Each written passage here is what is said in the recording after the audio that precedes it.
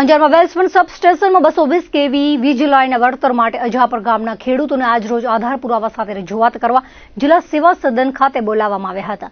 ગામના ખેડૂતોએ હાલ ચોમાસાની સિઝન ચાલી રહી હોવાથી પાકની વાવણી કરવાની હોવાથી સુનાવણી માટે 1 મહિનાની મુદત આપવા રજૂઆત કરી હતી. વેલ્સવન કંપની દ્વારા DLVC દ્વારા અજાપર વિસ્તારની ખેતીની જમીનની કિંમત નક્કી કરવામાં આવી છે, જેની સામે ગામના ખેડૂતોએ વાંધો ઉઠાવી તેમને સાંભળ્યા વગર એકતરફી નિર્ણય લેવા રજૂઆત કરી હતી.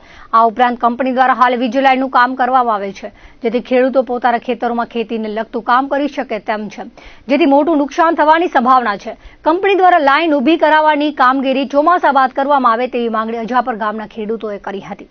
અંજાર તાલુકામાં વેલ્સપન કંપની આવેલી છે, જે પોતાના માટે પોતાના કંપની કામે એક ભીમાસરથી કરીને વરસામેડી સુધીની એક વીજ લાઇન લઈ આવવા માંગે છે 220 kVની, જેમાં ભીમાસર, અજાપર, પસવારિયા અને વરસામેડી આ 4 ગામમાંથી વીજ લાઇનો પસાર થવાની છે.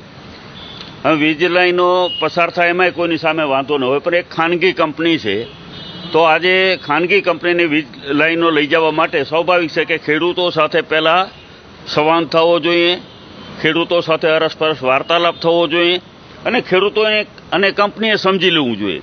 તો અમારી માંગણી એ છે કે તમે બજાર ભાવ મુજબ ખેડૂતોને વળતર આપો, નહીંતર લડવાની પણ તૈયારી રાખો અને જવાબદારી જો અધિકારીઓની બનતી હશે, જો એના અધિકારોથી ઉપરવટ જઈને કંપનીઓને જો મદદ કરશે તો અમે અધિકારીઓના વિરોધમાં પણ આગળ જતા ચકાસીશું નહીં. એટલે આપણે કહીએ છીએ ક્યાંય પોલીસ બંદોબસ્ત સીધો ના આપે, ખેડૂતોને સાંભળે, ખેડૂતોની રજૂઆતો સાંભળે, કંપનીઓ દરેક ગામમાં જાય, ખેડૂતો સાથે સંવાદ કરે, વાર્તાલાપ કરે અને એના પછી આગળ વધે. મારો સર્વે નંબર 777 વેલ્સપનની બંને આજુબાજુમાં કોલોની આવેલી છે. પોતાનું જમીન બચાવવા માટે મારો એની બિનખેતી થયેલું છતાં વચ્ચોવચ્ચ કાઢેલું છે.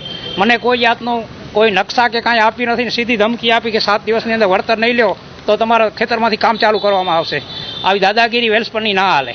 નથી કોઈ ગામને નકશા આપ્યા, નથી કોઈ મિટિંગો કરી ખેડૂત વિશે, નથી કોઈ ખેડૂતને બોલાયા અને સીધી કલેક્ટરમાં બીજે દિવસે બોલાયા ખેડૂતોને. આજ બચારા કામ ધંધા બંધ કરીને અહીંયા આવ્યા છે, તો આ ન્યાય કલેક્ટર સાહેબને આપવો જોઈએ, ખાલી કંપની ફેવરમાં ન રહેવું જોઈએ. એ મારી માંગ છે કે આ કલેક્ટર સાહેબ ન્યાય આપે એના માટે. મારા સર્વે નંબર ગજાપરની અંદર 502 અને 6 આવેલા છે, તેમાંથી આ લોકો એમ કહે છે કે તમારામાંથી થાંભલો અને લાઈન નીકળશે જ.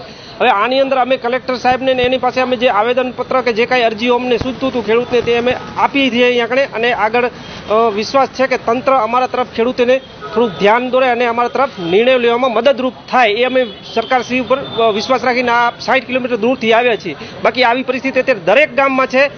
અધિકારીઓ થોડીક ધ્યાન આપે, કલેક્ટરશ્રી થોડુંક ખેતી વિશે આપણું ધ્યાન દે. બધા કંપનીઓને ખેતી વેચવા માટે બધા માણસો અમુક હજી ખેતી કરવા રાજી છે, અને ખેતી હશે તો જ બધું બચશે. ખેતી વગર કાંઈ તમે અનાજ કે બધું ક્યાંય તમે લઈ શકશો નહીં. એ પબ્લિક પણ જરાક ધ્યાન આપે ને થોડા ખેડૂતના સપોર્ટમાં રહે.